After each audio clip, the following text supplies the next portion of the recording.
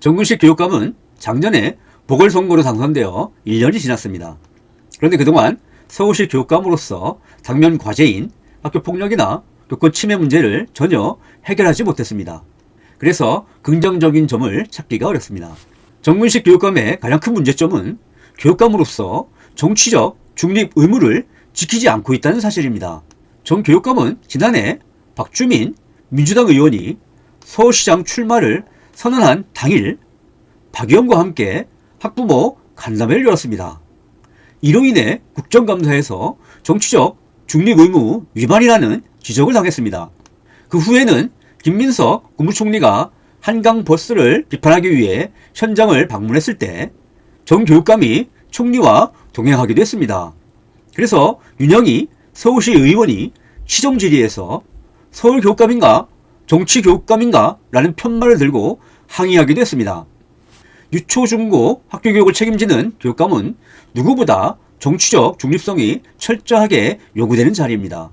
그래서 정당에 가입할 수도 없을 뿐만 아니라 정당에 가입하면 출마할 수도 없습니다. 그런데 정 교육감은 내년 서울시 교육감 선거를 앞두고 정치적 의도를 의심받을 수밖에 없는 행위를 반복적으로 하고 있으니 문제가 아닐 수 없습니다. 한편 정근식 교육감은 지난 미래형 대입제도 제안에서 2040학년도 대입부터 수능시험을 폐지하고 학생 개개인의 고등학교 교육활동의 성장 이력을 중심으로 개편할 것을 제안했습니다.